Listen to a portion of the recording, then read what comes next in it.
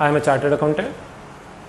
आज की क्लास में एक बहुत ही इंपॉर्टेंट टॉपिक हम लोग डिस्कस करने जा रहे हैं and it is ratio analysis. बहुत इंपॉर्टेंट है। फ्यूचर में अगर आप जब भी किसी कंपनी में एज ए फिनेंस कंट्रोलर अगर वर्क करते हैं तो आपके लिए बहुत यूजफुल टॉपिक रहेगा and it is ratio analysis.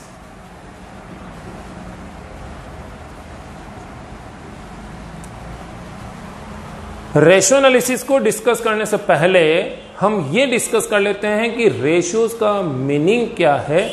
First of all we are discussing about what is the meaning of ratio. एक एग्जांपल के रूप में हम लोग कंसीडर कर रहे हैं कि सपोज हमारे पास दो कंपनीज हैं, A limited and B limited, and we have to make a comparison कि which company has perform better. हमें कंपैरिजन करना है कि ए लिमिटेड और बी लिमिटेड में से किस कंपनी ने बेटर परफॉर्मेंस दी है, और इसके लिए डेटा हमारे पास अवेलेबल है and it is sales. For example A limited की सेल है 10 लाख रुपीज और बी लिमिटेड की सेल है 15 lakh rupees, and now you have to guess which company has perform better. Obviously it is B limited, just because the sale of B limited is more than sale of A limited. Agreed. अब मैं आपको एक additional information और दे रहा हूं। Suppose the capital invested in A limited and B limited is also given to you, and for A limited it is 1 lakh rupees and for B limited it is 2 lakh rupees. Again the same question, the sale is same 10 lakh and 15 lakh, but now an additional information is given to you regarding capital investment in A Limited is 1 lakh and in B Limited it is 2 lakh. Now tell me which company had performed better? Obviously it is A Limited. इस A Limited ने 1 लाख रुपए की capital से total 10 lakh rupees की 10 लाख रुपए की sale generate की, यानी जितनी कैपिटल इसने इन्वेस्ट की है उसके कंपैरिजन में इसने 10 टाइम्स सेल्स जनरेट करके दी है। कंपेरेटिवली बी लिमिटेड में ओनली 7.5 टाइम्स ही सेल हम लोग जनरेट कर पाए हैं। तो सेल्स के रेस्पेक्ट में कैपिटल को इफेक्टिवली यूटिलाइज जो किया है वो ए लिमिटेड ने किया है। Even the sales amount is same, still you are saying that the A limited had perform better as compare to the B limited. पिछले आंसर में और इस आंसर में आपका चेंज आया है। अब मुझे चाहिए फाइनल आंसर। यही इंफॉर्मेशन आपके पास अवेलेबल है। अगर आपको कंपैरिजन करना है, डिसीजन लेना है कि ए लिमिटेड और बी लिमिटेड में से किस कंपनी की परफॉर्मेंस बेटर है, फर्स्ट आपने एक सिंगल वेरिएबल के बेसिस में ओनली सेल्स को कंसीडर करके डिसीजन लिया था। सेकंड, आपने उस सेल्स को जनरेट करने के लिए जो कैपिटल हमने इन्वेस्ट किया उसको भी कंसीडर करके दो वेरिएबल्स को कंपेयर करके उसके बाद आप डिसीजन ले रहे हैं। फाइनली बताइए सही आंसर क्या है, किस कंपनी की परफॉर्मेंस ज्यादा बेटर है? ऑब्वियस है ए लिमिटेड की, जो सेकंड पार्ट में अपन ले रहे हैं। सिंगल वेरिएबल की जगह दो वेरिएबल को पहले हम कंपेयर करते हैं, इनमें एक रिलेशन डेवलप करते हैं और इस रिलेशन के बेसिस पे हम लोग एक डिसीजन के लेवल तक पहुंच पाते हैं। इसी रिलेशन को हम नाम देते हैं रेशियोज। रेशियो का मतलब क्या हुआ? A relation between two interrelated variables of financial statement. It is known as ratio. तो रेशियो का मतलब है फाइनेंशियल स्टेटमेंट की किन्हीं भी दो इंटर रिलेटेड वेरिएबल्स में, इंटर रिलेटेड टर्म्स में एक रिलेशन अगर हम लोग डेवलप करते हैं तो इसी को हम लोग रेशियो के नाम से जानते हैं। तो ऑब्वियस है कि रेशियोज हमारे लिए यूजफुल कहाँ होंगे?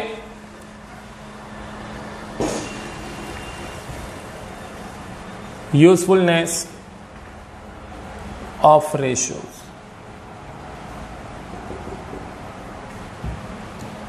सबसे पहला जो यूज हमारे लिए होगा वो होगा फाइनेंशियल स्टेटमेंट्स को इंटरप्रेट करने के लिए, फाइनेंशियल स्टेटमेंट्स को एनालाइज करने के लिए, for the purpose of analysing of financial statements. Second, for decision making. अगर हमें फ्यूचर के लिए कोई डिसीजन लेना है तो डिसीजंस के लिए रेशियोज हमारे लिए काफी यूजफुल रहेंगे। Third, for comparison, previous year से करंट ईयर की परफॉर्मेंस को हमें चेक करना है कि नहीं, दो फर्म में आपस में हमें कंपैरिजन करना है, तो कंपैरिजन के लिए, परफॉर्मेंस चेक करने के लिए हम लोग रेशियोज यहां पर फाइंड आउट करेंगे। नेक्स्ट हमारे पास आता है लिक्विडिटी पोजीशन चेक करने के लिए, किसी कंपनी की प्रॉफिटेबिलिटी पोजीशन चेक करने के लिए, किसी कंपनी की फाइनेंशियल पोजीशन को चेक करने के लिए हम लोग रेशियोज यहां पर डिटरमाइन करते हैं। So many reasons are there, so many usefulness of ratios are there, जिन रीजन से हम लोग यहाँ रेशियोज को डिस्कस करते हैं, डिटेल में यहाँ डिस्कस करते हैं। तो रेशियोज का मतलब हुआ a relation between two inter related variables of financial statement. तो जब तक हमें फाइनेंशियल स्टेटमेंट्स नहीं पता तब तक हम लोग रेशियोज को डिस्कस नहीं कर सकते। फाइनेंशियल स्टेटमेंट्स का मतलब क्या होता है? किसी बिजनेस एंटरप्राइज के द्वारा, किसी बिजनेस एंटरप्राइज के द्वारा एक स्पेसिफिक टाइम पीरियड के दौरान जितने भी फाइनेंशियल ट्रांजैक्शंस कंप्लीट किए जाते हैं, इन ट्रांजैक्शंस को हम एक पर्टिकुलर फॉर्मेट में रिप्रेजेंट करते हैं and this format is known as financial statements. Trading concern के लिए जनरली हम लोग दो अकाउंट यहां पर प्रिपेयर करते हैं। The one is trading and PNL account and the second is balance sheet. So this trading and PNL account and balance sheet are the financial statements. Similarly, cash flow statement, fund flow statement, value added statement, these are also financial statements. But हम लोगों के लिए useful जो है ये है trading PNL और balance sheet. Trading PNL account और बैलेंस शीट 11th और 12th के स्टैंडर्ड पर आपको आपकी सुंदर मैम ने, सुंदर सर ने कहीं ना कहीं तो पढ़ाया होगा। आपने ऑलरेडी कॉमर्स में कहीं ना कहीं ने पढ़ रखा होगा। 11th 12th और बेसिक लेवल पर जो फाइनेंशियल स्टेटमेंट आप लोग पढ़ते हैं ट्रेडिशनल फॉर्मेट में, हम उस फॉर्मेट को थोड़ा सा चेंज करते हैं। हम इन्हीं बैलेंस शीट पीएनएल को वर्टिकल फॉर्मेट में प्रिपेयर करते हैं and the reason only is we have to understand the financial terms only. कुछ रेशियोज फाइंड आउट करने के लिए हमें कुछ फाइनेंशियल टर्म्स चाहिए होती है। उन फाइनेंशियल टर्म्स को समझने के लिए हम लोग balance sheet and PNL account को यहां पर समझने की कोशिश करते हैं और कुछ फाइनेंशियल टर्म्स हैं उन्हें बहुत अच्छे से हम लोग यहाँ डिस्क्राइब कर लेंगे। तो जब रेशियोज फाइंड आउट करेंगे तो हमें कोई प्रॉब्लम नहीं होगी। इनिशियली हम लोग बातचीत करते हैं वर्टिकल बैलेंस शीट के बारे में। वही ट्रेडिशनल बैलेंस शीट बनानी है बट वर्टिकल फॉर्मेट में बनानी है और कुछ नहीं। तो पहले हम लोग ट्रेडिशनल बैलेंस शीट समझ लेते हैं, हॉरिजॉन्टल बैलेंस शीट को समझ लेते हैं। जनरली हम लोग इसे किस तरीके से बनाते थे।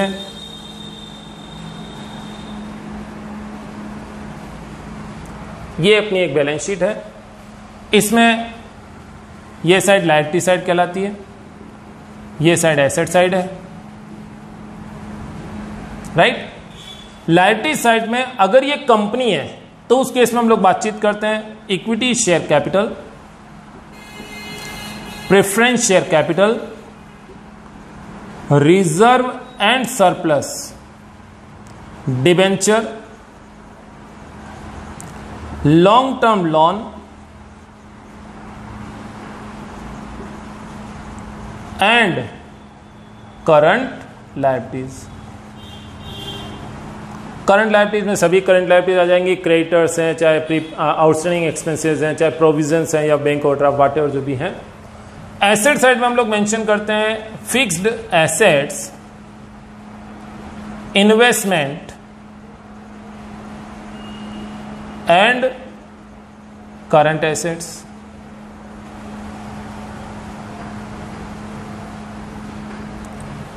ऑलमोस्ट इस पर्टिकुलर पैटर्न पर आपने बैलेंस शीट प्रिपेयर करना सीखा है। इसी बैलेंस शीट को, इन्हीं सभी आइटम्स को हम लोगों को इस बार वर्टिकल फॉर्मेट में रिप्रेजेंट करना है और कोई चेंज नहीं करना है ताकि हमें कुछ फाइनेंशियल टर्म्स यहां पर क्लियर हो जाए ना। इस बैलेंस शीट की लायबिलिटी साइड में जितनी भी लायबिलिटीज लिखी गई हैं, हम इन लायबिलिटीज को दो कैटेगरी में डिवाइड करते हैं, long term and short term. Long term liabilities का मतलब होता है ऐसी लायबिलिटी जो मोर देन 1 ईयर के लिए हो, और शॉर्ट टर्म लायबिलिटीज का मतलब होता है ऐसी लायबिलिटी जो लेस देन 1 ईयर के लिए हो। Now remember, equity share capital, company कभी भी शेयर होल्डर को, इक्विटी शेयर होल्डर को उनका पैसा रीपेमेंट नहीं करती है जब तक कंपनी वाइंड अप ना हो। तो equity share capital whether it is long term और शॉर्ट टर्म, तो definitely it is long term liability, it is not short term. Preference share capital आपने पढ़ा होगा रिडीमेबल और इरिडीमेबल, बट ऑलवेज ये भी लॉन्ग टर्म ही होते हैं। रिजर्व एंड सरप्लस, इस रिजर्व सरप्लस में क्या आएगा, कंपनी के टोटल रिजर्व सरप्लस, इधर इट इज जनरल रिजर्व और पीएनएल अकाउंट और कैपिटल रिजर्व और security premium, whatever reserve, कोई सा भी प्रॉफिट आया हो वो रिजर्व सरप्लस आएगा। Reserve surplus is always to be considered as part of equity share capital. Reserve को क्या मानते हैं हम लोग, इक्विटी शेयर कैपिटल का ही पार्ट मानते हैं। तो जब equity share capital long term है तो रिजर्व सरप्लस भी लॉन्ग टर्म ही होगा। डिवेंचर्स, पब्लिक से आपने लोन लिया है, लॉन्ग टर्म नेचर का होता है, शॉर्ट टर्म कभी नहीं होता है। लॉन्ग टर्म लोन तो डेफिनेटली लिखा ही है अपन ने, लॉन्ग टर्म है, शॉर्ट टर्म नहीं हो सकता। अब बताइए करंट लायबिलिटीज। करंट लायबिलिटीज का मतलब ये होता है those liabilities for which we have to make payment within the time period of 1 year. ऐसी लायबिलिटी जिसका 1 ईयर के अंदर अंदर अपने को रीपेमेंट करना है, ये है शॉर्ट टर्म लायबिलिटीज। तो ये जितनी भी लायबिलिटीज हैं ये लॉन्ग टर्म है, जबकि करंट लायबिलिटीज अपने लिए है शॉर्ट टर्म लायबिलिटीज। एक एग्जाम्पल के रूप में मैं कंसीडर कर लेता हूं, सपोज हमारी लॉन्ग टर्म लायबिलिटीज हैं 80 लाख रुपीज और शॉर्ट टर्म लायबिलिटीज हैं 5 लाख रुपीज। क्या आप बता सकते हैं कि बैलेंस शीट की टोटल लायबिलिटीज का सम कितना हुआ, इट इज 85 लाख। और ये तो आपने पढ़ा ही होगा कि बैलेंस शीट में total liabilities and total assets always equal होते हैं। तो बताइए ना, बैलेंस शीट में टोटल एसेट्स का सम कितना होगा, 85 लाख रुपीज। ओके, एक छोटा सा काम हमें करना है कि इस बैलेंस शीट में लायबिलिटी साइड में जो करंट लायबिलिटीज हमने लिखा है, मैं अगर इस करंट लायबिलिटीज को लायबिलिटी साइड से रिमूव कर देता हूं और इसे एसेट साइड में से लेस करके लिखते हैं। अब बताइए ना, लायबिलिटी साइड का टोटल सम कितना हुआ, 80 लाख। एसेट साइड का टोटल सम कितना हुआ, 85 minus 5, it is again 80 lakh. क्या बैलेंस शीट मैच है, डेफिनेटली मैच है। बैलेंस शीट में कोई चेंज नहीं आया, केवल एक छोटा सा हमने चेंज किया, अल्टरेशन किया। करंट लायबिलिटी जो लायबिलिटी साइड में लिखते हैं उसे हटाकर हमने एसेट साइड में से डिडक्ट करके लिखा है और कुछ भी चेंज नहीं। सिंपल सा एक छोटा सा काम मुझे करना होगा, ये जो लायबिलिटीज हैं total liabilities long term liabilities, इसे मैं वर्टिकल बैलेंस शीट में पहले लिखूंगा और इसी के नीचे कंटिन्यूशन में मुझे टोटल एसेट्स लिखने हैं जिसमें से मैं करंट लायबिलिटीज को डिडक्ट करके लिखूंगा। ये वर्टिकल बैलेंस शीट हो जाएगी। वर्टिकल बैलेंस शीट हम लोग क्यों पढ़ रहे हैं, ताकि हमें कुछ फाइनेंशियल टर्म्स क्लियर हो जाए और कुछ भी रीजन नहीं, राइट। ये जितनी भी लायबिलिटीज हैं हम इन लायबिलिटीज को अगेन 2 पार्ट में डिवाइड करते हैं। एक बिजनेस के ऑनर के द्वारा जो पैसा लगाया जाता है, it is known as equity, और जो पैसा मार्केट से हमने उधार लिया है, it is known as debts. बताइए, बिजनेस के ऑनर, कंपनी के अंदर बिजनेस के ऑनर कौन होते हैं, बोले शेयर होल्डर होते हैं sir. Equity share capital, preference share capital और reserve surplus. Reserve surplus is always to be considered as part of equity share capital. ये इक्विटी शेयर कैपिटल का ही पार्ट है। ये है इक्विटी, ऑनर्स फंड, और ये जो पैसा बाजार से उधार लेकर आए, डिवेंचर और लॉन्ग टर्म लोन, ये कहलाएगा डेट्स। तो हम लोग लायबिलिटीज को भी 2 पार्ट में डिवाइड करते हैं। The one is equity and the second one is debts. Okay, ये हमारी टोटल कैपिटल है जो हम लोग बिजनेस में लगा रहे हैं। तो इक्विटी और डेट्स, इन दोनों का सम कहलाता है capital employed. Okay, balance sheet में स्टार्टिंग हम लोग करते हैं सोर्सेज ऑफ कैपिटल के नाम से।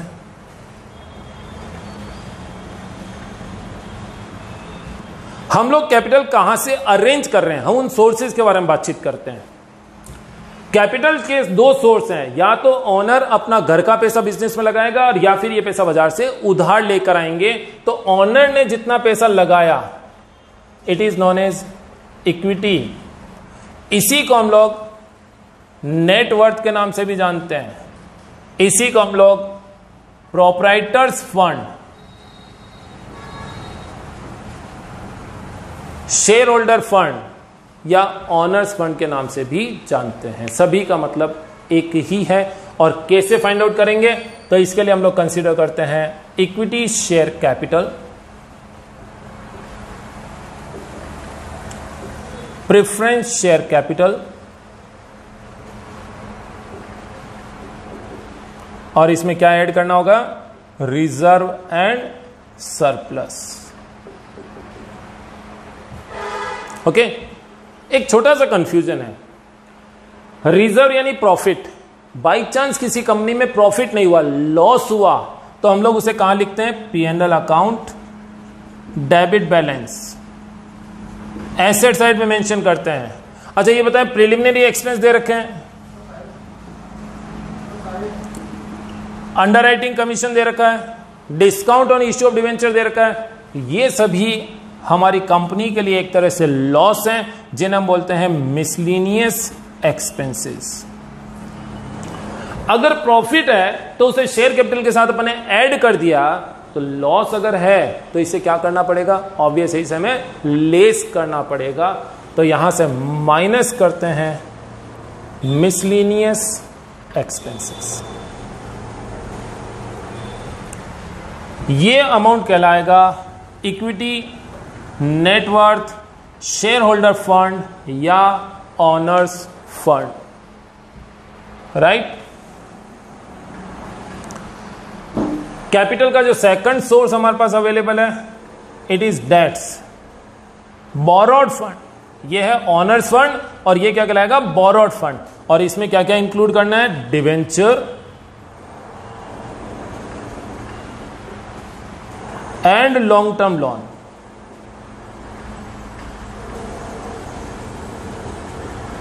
इन दोनों का सम कहलाता है डेट्स। सपोज करिए आप में से किसी ने अपना खुद का एक बिजनेस स्टार्ट किया and you have invested your on capital by 50 lakh rupees. आपने अपनी खुद की कैपिटल लगाई 50 लाख, 30 लाख रुपीज आपने बैंक से लोन लिया। आपने अपने बिजनेस में टोटल कैपिटल कितनी लगाई है, तो obvious it is 80 lakh rupees. 50 lakh आपके खुद के थे, 30 लाख रुपए का आपने लोन लेकर बिजनेस में पैसा लगाया। टोटल बिजनेस में पैसा कितना लगा, 80 लाख रुपीज। तो ये जो इक्विटी है ये है ऑनर्स फंड, और ये जो डेट्स है ये है बोरोड फंड। बिजनेस में टोटल कैपिटल का इन्वेस्टमेंट कितना हुआ, it is known as capital employed. इसी को हम लोग इन्वेस्टमेंट के नाम से भी जानते हैं। बैलेंस शीट का जो हाफ पार्ट अपने अब तक कंप्लीट किया है, यहां तक आते आते हमारी 3 फाइनेंशियल टर्म्स क्लियर हो जानी चाहिए। फर्स्ट इट इज इक्विटी और नेटवर्थ। इक्विटी और नेटवर्थ का मतलब होता है ऑनर के द्वारा, जो बिजनेस के ऑनर है, इन ऑनर के द्वारा बिजनेस में कितना पैसा लगाया गया, यह है इक्विटी या नेटवर्थ। इसी को हम लोग प्रोपराइटर फंड या इसी को हम लोग शेयर होल्डर्स फंड के नाम से भी जानते हैं। How will you find out, equity share capital, preference share capital, reserve and surplus. सभी रिजर्व आएंगे, चाहे सिक्योरिटी प्रीमियम हो, चाहे जनरल रिजर्व है, चाहे P&L अकाउंट है, चाहे ये capital reserve, what ever kind of reserve, सभी रिजर्व सरप्लस यहां पर आएंगे। इसमें से आपको लेस करना है मिसलिनियस एक्सपेंस। और मिसलिनियस एक्सपेंस का मतलब होता है बैलेंस शीट के एसेट साइड में वो एसेट जिसकी कोई मार्केटेबल वैल्यू नहीं हो, जिसका कोई अमाउंट रियलाइज नहीं होता हो। जैसे एग्जांपल के रूप में P&L account, debit balance, preliminary expense, discount और डिबेंचर, अंडरराइटिंग कमीशन, गुडविल, अगर उसकी कोई मार्केट वैल्यू नहीं है तो ये सभी अपने लिए मिसलिनियस एक्सपेंस है। पेटेंट एंड ट्रेडमार्क, अगर उसकी मार्केट वैल्यू नहीं है तो वो भी यहां पर आएगा। ओके, डेट्स का मतलब होता है डिबेंचर और लॉन्ग टर्म लोन्स, और इक्विटी और डेट्स इन दोनों का सम कहलाता है कैपिटल एम्प्लॉयड। अभी हम लोग बातचीत करते हैं पैसा कहां से लेकर आए थे, ये तो हमने क्लियर किया। अब इस अमाउंट को यूटिलाइज किस तरीके से किया जाता है, तो बैलेंस शीट का सेकंड पार्ट हम लोग डिस्कस कर रहे हैं, and it is application of capital, utilization of capital. जितनी भी कैपिटल हम लोग अपनी इंडस्ट्री को रन करने के लिए लेकर आते हैं, उसका मैक्सिमम अमाउंट हमारा यूटिलाइज होता है फिक्स्ड एसेट्स में। तो सबसे बड़ा अमाउंट फिक्स्ड एसेट्स में अपना यूटिलाइज होगा। मगर ध्यान रखिए, बैलेंस शीट में फिक्स एसेट्स को हमेशा नेट ऑफ करके लिखा जाता है, और नेट ऑफ करने का मतलब होता है कॉस्ट लेस डेप्रिसिएशन। WDV पर आपको इसे लिखना है, तो कॉस्ट में से अक्यूमुलेटेड डेप्रिसिएशन को लेस करके नेट अमाउंट जो आएगा, इसे हम लोग अपनी बैलेंस शीट का पार्ट मानते हैं। तो ये आउटर कॉलम में मैंने डायरेक्ट लिखा है fixed assets net. Second part यह है इन्वेस्टमेंट। हमारी इंडस्ट्री के जितने भी इन्वेस्टमेंट हैं, इन इन्वेस्टमेंट को हम दो पार्ट में डिवाइड करते हैं। The one is trade investment and the second one is non trade investment. पहले इसे क्लियर कर लीजिए, what do you mean by the term trade investment and non trade investment. ऐसे इन्वेस्टमेंट जो हमारी बिजनेस एक्टिविटीज के लिए रिक्वायर्ड है, these are known as trade investment. जबकि ऐसे इन्वेस्टमेंट जो हमारी बिजनेस एक्टिविटी के लिए रिक्वायर्ड नहीं है, सिर्फ हमने एक एडिशनल इनकम जनरेट करने के लिए इन्वेस्टमेंट किए हैं, these are known as non trade investment. और क्लियर करते हैं कुछ एग्जांपल से। सपोज करिए मुझे 5 साल के बाद हमारी कंपनी के जो डिबेंचर्स है उनका रिडम्पशन करना है। इन रिडम्पशन के लिए मैंने एक फंड क्रिएट किया and it is known as debenture redemption fund. और जितना फंड क्रिएट किया उसे मैंने कहीं पर इन्वेस्ट कर दिया, चाहे गवर्नमेंट सिक्योरिटी में इन्वेस्टमेंट किया या किसी और कंपनी के शेयर्स और डिबेंचर में इन्वेस्टमेंट किया। ये इन्वेस्टमेंट कहलाते हैं डिबेंचर रिडम्पशन इन्वेस्टमेंट। शायद आपने 11th-12th में पढ़ा होगा DRI। ये डिबेंचर रिडम्पशन इन्वेस्टमेंट किस पर्पज के लिए यूज में आएंगे? सिर्फ और सिर्फ डिबेंचर के रिडम्पशन के लिए आप इसको यूज में लेते हैं। ये बिजनेस एक्टिविटी के लिए रिक्वायर्ड इन्वेस्टमेंट है, इन्हें कहा जाएगा ट्रेड इन्वेस्टमेंट। राइट। सपोज हमें 2 साल के बाद अपनी कोई प्लांट एंड मशीनरी रिप्लेस करनी हो, पुरानी मशीन को बेचकर नई मशीन लानी हो, पैसा कहां से आएगा? हमने अभी से कुछ अमाउंट कहीं पर इन्वेस्ट करना शुरू कर दिया। ये जो इन्वेस्टमेंट है मेरी एक बिजनेस एक्टिविटी के लिए रिक्वायर्ड है, आवश्यक है, and it will be known as trade investment. मुझे कोई फ्रेंचाइजी लेनी है और उसके लिए मुझे कहीं डिपॉजिट देनी है, वो डिपॉजिट मेरे बिजनेस को रन करने के लिए जरूरी है, it is trade investment. But suppose मेरे पास 10 लाख रुपए फालतू पड़े हुए हैं, मुझे लग रहा है 4-6 महीने भी काम नहीं आएंगे, मैंने बैंक में FD करा दिया, किसी कंपनी के शेयर्स खरीद के रख लिए, किसी भी बिजनेस एक्टिविटी के लिए जरूरत नहीं थी, मैंने केवल एक एडिशनल इनकम जनरेट करने के लिए इन्वेस्टमेंट किया, it is non trade investment. Right. यहां पर एक बात हमेशा ध्यान रखिएगा कि नॉन ट्रेड इन्वेस्टमेंट को हम अपनी कैपिटल का पार्ट नहीं मानते, ये अपने बिजनेस में लगा हुआ ही नहीं है। This non trade investment is to be deducted from share holder fund. ये जो शेयर होल्डर का पैसा था उसमें से वो नॉन ट्रेड इन्वेस्टमेंट अपन क्या करने वाले हैं? लेस करने वाले हैं। तो मिसलिनियस एक्सपेंस के साथ यहां पर और क्या चीज लेस होगी? माइनस कर रहे हैं non trade investment.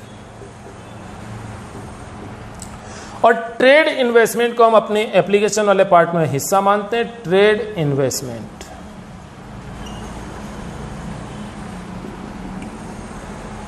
Right. Again discuss करते हैं इक्विटी का मतलब। अब क्या हुआ? ये फाइनल है। इक्विटी में हम लोग क्या क्या कंसीडर करने वाले हैं? Equity share capital, preference share capital, reserve and surplus minus miscellaneous expense minus non trade investment. ये है इक्विटी और नेटवर्थ। डेट्स में क्या आएगा? डिवेंचर और लॉन्ग टर्म लोन। इक्विटी और डेट्स दोनों का सम क्या कहलाएगा? Capital employed. और एप्लीकेशन साइड में डिस्कस कर रहे हैं कैपिटल का सबसे बड़ा अमाउंट कहां पर इन्वेस्ट होगा? फिक्स्ड एसेट्स में। और फिक्स्ड एसेट्स को हमेशा नेट ऑफ करके लिखना है, यानी लेस डेप्रिसिएशन करके लिखना है। सेकेंड हमारे पास आया ट्रेड इन्वेस्टमेंट। और अब क्या बच गया?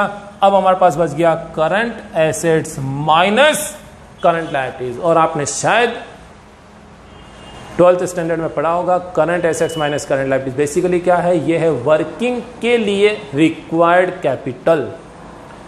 अगर जितनी कैपिटल आप लाए थे, अगर सारी की सारी कैपिटल आपने फिक्स एसेट्स में यूटिलाइज कर ली, प्लांट एंड मशीनरी खरीद ली, बिल्डिंग बना ली, कार खरीद ली, अब बताओ इस प्लांट एंड मशीनरी को आप चलाओगे किससे? प्लांट एंड मशीनरी को चलाने के लिए हमें चाहिए raw material, WIP, finish goods, debtors, cash और बैंक बैलेंस, एडवांसेस। ये सभी क्या है? मशीनों को या फिक्स एसेट्स को वर्किंग में लाने के लिए रिक्वायर्ड कैपिटल है, and it is known as working capital. तो बेसिकली देखा जाए तो ये जो करंट एसेट्स है ये अपने को चाहिए वर्किंग के लिए, मगर इन करंट एसेट्स में से कुछ पार्ट हमें करंट लायबिलिटीज से फुलफिल हो जाता है। जैसे अगर हमें 10 लाख रुपए का स्टॉक एवरी टाइम रखना है और कोई सप्लायर हमें 6 लाख रुपए का उधार माल दे रहा है, तो हमें अपनी कैपिटल में से कितना लगाना है? Only 4 lakh rupees. तो टोटल करंट एसेट्स में से करंट लायबिलिटीज को लेस कर दें तो रिमेनिंग अमाउंट हमें अपनी कैपिटल में से लगाना है, and it is known as net working capital. The third point is working capital.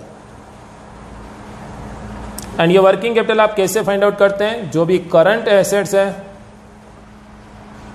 मैं इसे इनर कॉलम में यहां मेंशन कर रहा हूं, इसमें से आपको क्या करना है? करंट लायबिलिटीज को माइनस करना है। Now this difference is known as working capital. एक बात और ध्यान रखिए, जितना पैसा आप लेकर आए थे यूटिलाइज भी उतना ही कर पाएंगे।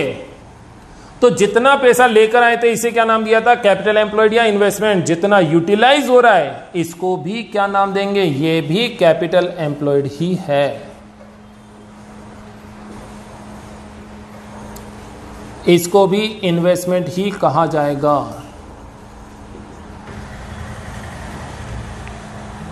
तो कैपिटल एम्प्लॉयड फाइंड आउट करने के लिए हमारे पास दो मेथड हैं। एक, हम लायबिलिटी साइड से भी कैपिटल एम्प्लॉयड निकाल सकते हैं और दूसरा हम एसेट साइड से भी कैपिटल एम्प्लॉयड डिटरमाइन कर सकते हैं। इस बैलेंस शीट को प्रिपेयर करने से हमें 4 फाइनेंशियल टर्म्स अब तक क्लियर हो चुकी है। First is equity, net worth, share holder fund, proprietor fund, सभी का मतलब एक ही होता है। इक्विटी या नेटवर्थ का मतलब होता है ओनर के द्वारा बिजनेस में लगाई गई कैपिटल, और कंपनी के अंदर ओनर कौन होगा? Share holder. तो शेयर होल्डर ने जितने भी पैसे लगाए कंपनी के अंदर, यह है इक्विटी या नेटवर्थ। डेट्स का मतलब क्या है? आउटसाइड जो अपन ने पैसा कहीं से अरेंज किया है। बोरोड कैपिटल जिसे हम लोग बोलते हैं डिवेंचर और लॉन्ग टर्म लोन। यहां शॉर्ट टर्म लोन कभी नहीं आएगा, क्योंकि शॉर्ट टर्म लोन किस में आता है? करंट लायबिलिटीज में आता है। और करंट लायबिलिटीज कहां से शो लेस करनी है अपने को? करंट एसेट्स में से वर्किंग कैपिटल के लिए लेस करनी है। कैपिटल एम्प्लॉयड का मीनिंग आपको क्लियर होना चाहिए। टोटल पैसा बिजनेस में कितना इन्वेस्ट हुआ है, it is your capital employed, sum of equity and debts. और चौथा पॉइंट अपने पास आया, यह है working capital, current assets minus current liability, it is known as working capital. कर रहे हैं वर्टिकल फॉर्मेट में, क्योंकि आपने अब तक जो पढ़ा है ट्रेडिशनल फॉर्मेट में जिसमें आप ट्रेडिंग अकाउंट और प्रॉफिट एंड लॉस अकाउंट बनाते थे, तो हमें यहां पर प्रिपेयर करना है वर्टिकल P&L अकाउंट। और इस वर्टिकल P&L अकाउंट के लिए पहले बातचीत करते हैं हम लोग अपना traditional trading and P&L account horizontal format में।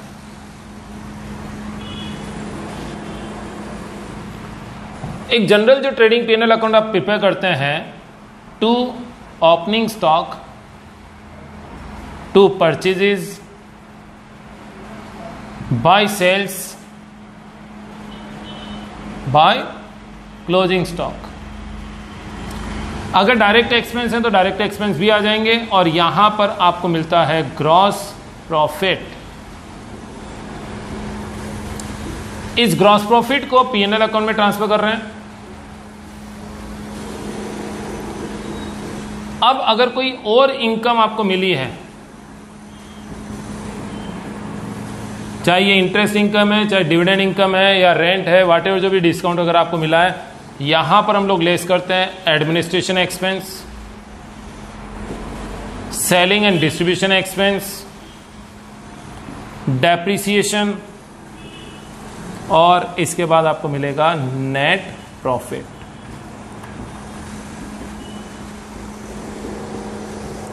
ये एक सिंपल सा ट्रेडिंग एंड P&L अकाउंट जो आप ऑलरेडी पढ़ चुके हैं, वही मैंने एज इट इज यहां पर प्रिपेयर किया है। इस ट्रेडिंग एंड P&L अकाउंट में पहले हम बातचीत करते हैं इस ट्रेडिंग अकाउंट के बारे में। फॉर एग्जाम्पल, इस साल के स्टार्टिंग में आपके पास ओपनिंग स्टॉक था वर्थ ₹4 लाख। 4 लाख रुपीज का गुड्स आपके पास ओपनिंग स्टॉक में ऑलरेडी था। 21 लाख रुपीज का गुड्स अपन ने और परचेज किया है, और सपोज करिए 5 लाख रुपीज का goods still lying in closing stock. सोचिए, 4 लाख का गुड्स ऑलरेडी था, 21 लाख का परचेज किया, टोटल गुड्स हमारे पास स्टॉक में अवेलेबल कितना हो गया? 25 लाख। इसमें से 5 लाख का गुड्स अभी भी हमारे पास ही क्लोजिंग स्टॉक में बचा हुआ है। क्या बता सकते हैं? हमने इस बार जो गुड्स सेल किया उसकी हमारे लिए कॉस्ट कितनी थी? It is 20 lakh. कैसे डिटरमाइन किया? इस ओपनिंग स्टॉक में आपने परचेजेस को ऐड किया, टोटल 25 लाख, इसमें से 5 लाख का गुड्स अभी भी हमारे ही पास बचा हुआ है, यानी कि बाकी का गुड्स हमने सेल कर दिया, और जो सेल किया उस गुड्स की कॉस्ट हमारी हो गई 20 लाख रुपीज, और इसी को कहा जाता है कॉस्ट ऑफ गुड्स सोल्ड। जो गुड्स हमने सोल्ड किया उसकी कॉस्ट। और ये हम कैसे डिटरमाइन कर रहे हैं? Opening stock plus purchase minus closing stock and it is known as cost of goods sold. Suppose करिए हमने इस गुड्स को सेल किया 25 लाख में, तो यहां से एक छोटा सा चेंज और कर रहे हैं कि ये जो क्लोजिंग स्टॉक मैंने क्रेडिट साइड में लिखा है इसे यहीं से लेस करके लिख देते हैं, minus closing stock 5 lakh rupees, और ये जो अमाउंट है इसे आपने क्या नाम दिया, कॉस्ट ऑफ गुड्स सोल्ड। तो 25 लाख में सेल किया, जबकि हमारी कॉस्ट थी 20 लाख, तो 20 लाख के गुड्स को 25 लाख में सेल कर दिया, यानी कि हमने प्रॉफिट अर्न किया, इट इज 5 lakh rupees. This profit is known as trading profit. Goods को परचेज करके सेल करने से जो प्रॉफिट आपने जनरेट किया, it is known as trading profit, और इसी को हम लोग नाम देते हैं ग्रॉस प्रॉफिट। किसी भी कंपनी के लिए ग्रॉस प्रॉफिट माइनस में नहीं होना चाहिए, यानी कि ग्रॉस लॉस नहीं होना चाहिए। इसका मतलब तो ये निकलता है कि हम लोग 10 रुपीज में कोई गुड्स परचेज कर रहे हैं, उसको 8 रुपीज या 9 रुपीज में ही सेल कर रहे हैं, तो उस समय प्रॉफिट पॉसिबल भी नहीं होगा। इस ग्रॉस प्रॉफिट के बाद हम इसमें कुछ एडिशनल इनकम आ रही है तो ऐड करेंगे, कुछ एडमिनिस्ट्रेशन, सेलिंग, डिस्ट्रीब्यूशन के खर्चे, डेप्रिसिएशन वगैरह खर्चे लेस करेंगे, इंटरेस्ट लेस करेंगे, इनकम टैक्स लेस करेंगे, तो हमें नेट प्रॉफिट आएगा। हम अपने वर्टिकल P&L अकाउंट की स्टार्टिंग पहले ट्रेडिंग अकाउंट से करते हैं। स्टार्टिंग करते हैं सेल्स से, यहां पर हम लोग मेंशन कर रहे हैं sales. Profit and loss account में सेल जब भी मेंशन करनी है तो आप इसे नेट ऑफ करके शो करेंगे, और सेल्स को नेट ऑफ करने का मतलब होता है सेल्स माइनस सेल्स रिटर्न। तो अगर आपको क्वेश्चन में सेल्स और सेल रिटर्न दे रखे हो तो सेल्स में से सेल रिटर्न लेस करके नेट अमाउंट को हम लोग यहां पर शो करते हैं, सेल्स नेट। और कोई भी रेशो अगर आप फाइंड आउट करते हैं तो उसमें सेल्स हमेशा नेट ऑफ करके लिखी जाएगी। यहां दोनों तरह की सेल आएगी, कैश में सेल हुई है तो भी लिखना है, क्रेडिट पे यानी कि उधार माल बेचा तो भी अपने को उसे सेल का ही पार्ट मानना होगा। इस सेल्स में से लेस करते हैं cost of goods sold. Cost of goods sold कैसे फाइंड आउट करना है, opening stock plus purchases minus closing stock. But ध्यान रखिए अगर कोई डायरेक्ट एक्सपेंस दे रखा है जैसे कि वेजेस है, कैरीज इनवर्ड है, it is to be considered as part of trading account, purchases के साथ इसे भी ऐड करना है। डायरेक्ट एक्सपेंस दे रखा है तो COGS कैसे फाइंड आउट करना है, opening stock plus purchase plus direct expense minus closing stock, ये है कॉस्ट ऑफ गुड्स सोल्ड। बताइए सेल्स में से cost of goods sold less करते हैं तो ये जो अमाउंट आएगा इस अमाउंट को क्या नाम देंगे, it is gross profit, short में इसे हम बोलते हैं GP।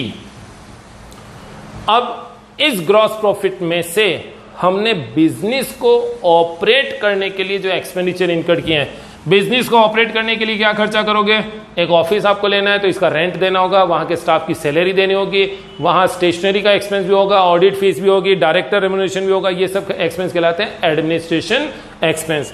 गुड्स को अगर आपने सेल किया है तो सेल्समैन की salary, commission, travelling expense, advertisement, distribute किया है कस्टमर तक पहुंचाने के खर्चे, कैरीज आउटवर्ड, ये एक्सपेंस भी आपको करना है। इनके साथ साथ जितना फर्नीचर, इक्विपमेंट, मशीनरी कुछ भी लगी है तो उसका डेप्रिसिएशन भी आपको यहां पर चार्ज करना है। ये जितने भी एक्सपेंस हैं ये एक्सपेंस हैं बिजनेस को ऑपरेट करने के एक्सपेंस, और इन्हें हम बोलते हैं ऑपरेटिंग एक्सपेंस। ऑपरेटिंग एक्सपेंस में कौन कौन से एक्सपेंस आएंगे, administration expense, selling and distribution expense और depreciation. Depreciation is a non cash expense, इसके लिए कोई पैसा वगैरह नहीं दिया, but still this depreciation is to be incurred for the purpose of operation of business. So depreciation is always to be considered as part of operating expense, इसको भी operating expense का पार्ट मानना है। इस ग्रॉस प्रॉफिट में से अगर हम लेस करते हैं ऑपरेटिंग एक्सपेंसेस तो ये जो प्रॉफिट हमें मिलेगा इस प्रॉफिट को नाम देंगे ऑपरेटिंग प्रॉफिट। क्या यहां तक किसी को कोई डाउट या कोई प्रॉब्लम, एनीवन? सेल्स हमेशा नेट ऑफ करके लेनी है, यानी कि सेल्स में से सेल्स रिटर्न को लेस करके लिखना है। इसमें से लेस करते हैं cost of goods sold, COGS, और कॉस्ट ऑफ गुड्स सोल्ड कैसे डिटरमाइन करना है, opening stock plus purchase plus direct expense minus closing stock of finish goods. Okay, GP में से ऑपरेटिंग एक्सपेंस लेस करने। ऑपरेटिंग एक्सपेंस का मतलब होता है बिजनेस को ऑपरेट करने के लिए जो इनकर्ड किए जाने वाले एक्सपेंस हैं, जिसमें हम लोग कंसीडर करेंगे administration expense, selling and distribution expense and depreciation. Depreciation भूल नहीं जाना, क्योंकि इसको भी ऑपरेटिंग एक्सपेंस का ही पार्ट माना जाता है। नाउ अब हम बातचीत करते हैं कुछ ऐसी इनकम के बारे में जो हमारे बिजनेस ऑपरेशन से रिलेट नहीं होती है। जैसे एग्जांपल के रूप में, मैं एक चार्टर्ड अकाउंटेंट हूं, ये कोचिंग इंस्टीट्यूट में रन कर रहा हूं, ये मेरा ऑपरेशन है, बिजनेस ऑपरेशन, जो मैं बिजनेस कर रहा हूं कोचिंग इंस्टीट्यूट। इस कोचिंग इंस्टीट्यूट की जो इनकम होगी वो मेरी बिजनेस ऑपरेशन की इनकम होगी। बट सपोज करिए लास्ट ईयर में मैंने शेयर मार्केट में कुछ पैसा इन्वेस्ट किया था और वहां से भी मैंने कुछ अर्निंग ली थी। शेयर मार्केट मेरा कोचिंग इंस्टीट्यूट का पार्ट नहीं है, वो मेरा बिजनेस नहीं है। मैंने एक्स्ट्रा जो सरप्लस फंड था शेयर मार्केट में लगाकर एक्स्ट्रा अर्निंग की है, तो ये मेरे बिजनेस की ऑपरेटिंग इनकम नहीं कहलाएगी। तो ये कौन सी इनकम कहलाएगी? ये कहलाएगी नॉन ऑपरेटिंग इनकम। जो मेरे बिजनेस की इनकम नहीं है वो नॉन ऑपरेटिंग इनकम है। अच्छा, मैं कोचिंग क्लासेस लेता हूं, मेरे पास कुछ फर्नीचर पड़ा था जो काम नहीं आ रहा था, मैंने उसको प्रॉफिट ऐड करके सेल कर दिया, ये मेरे बिजनेस की इनकम नहीं है। कोई मशीनरी मैंने सेल कर दी, उससे कोई इनकम हुआ, मेरे बिजनेस की इनकम नहीं है। बिजनेस की इनकम मेरे को ट्यूशन से, कोचिंग से जो इनकम आएगी वही मेरी बिजनेस इनकम कहलाएगी। तो यहां पर भी कुछ पर्टिकुलर इनकम ऐसी हो सकती है, मैंने बैंक में एफडी करा दी, वहां से इंटरेस्ट मिल गया, मैंने शेयर्स खरीदे, उससे डिविडेंड की इनकम मिल गई, शेयर्स बेचे, उससे कोई मेरे को इनकम मिली है, तो वो इनकम मेरी बिजनेस की इनकम नहीं है। इस इनकम को हम बोलते हैं नॉन ऑपरेटिंग इनकम, राइट। अब मुझे बताइए, सरकार को मुझे टैक्स देना है, इस इंस्टीट्यूट से मैंने जो अर्निंग की है उस पर तो मुझे टैक्स देना ही है। क्या मैंने शेयर मार्केट में जो पैसा इन्वेस्ट किया उस पर जो इनकम हो रही है उस पर भी टैक्स देना है? क्या मैंने कोई एक हाउस परचेज कर रखा, उसको रेंट पर देकर उसकी रेंटल इनकम आ रही है, क्या उस पर मुझे टैक्स देना है? क्या मैंने इन्वेस्टमेंट कहीं कर रखा है, उससे इनकम आ रही है? ऑब्वियस है, चाहे कोई सी भी इनकम आए, इनकम तो टैक्स तो मुझे देना ही पड़ेगा। तो यहां पर ऑपरेटिंग प्रॉफिट तो हमने डिटरमाइन कर लिया। अब इसमें ऐड करते हैं कुछ नॉन ऑपरेटिंग इनकम, जैसे interest, dividend, rent, profit on sale of assets. अगर मुझे नॉन ऑपरेटिंग इनकम पर कोई टैक्स देना है तो बाई चांस मेरा कोई ऐसा एक्सपेंस हो गया, मैं उसके लिए भी तो यहां पर सरकार से बोलूंगा इस एक्सपेंस को मुझे डिडक्ट करना दिया जाए। तो यहां से लेस करते हैं नॉन ऑपरेटिंग एक्सपेंसेस। ये जो प्रॉफिट अब मेरे पास आया, इस प्रॉफिट को हम नाम देते हैं profit before interest and tax, क्योंकि मैंने अभी तक यहां तक ना तो इंटरेस्ट का अमाउंट लेस किया, ना ही मैंने इनकम टैक्स का अमाउंट लेस किया है। तो यहां प्रॉफिट को नाम देते हैं profit before interest and tax, और इसे शॉर्ट में हम बोलते हैं पीबीआईटी।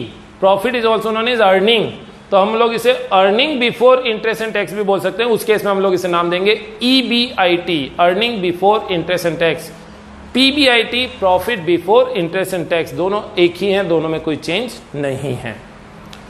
अब आपके लिए एक छोटा सा क्वेश्चन है, profit before interest and tax का मतलब है एक ऐसा प्रॉफिट जहां से अभी तक मैंने इंटरेस्ट और टैक्स का अमाउंट लेस नहीं किया।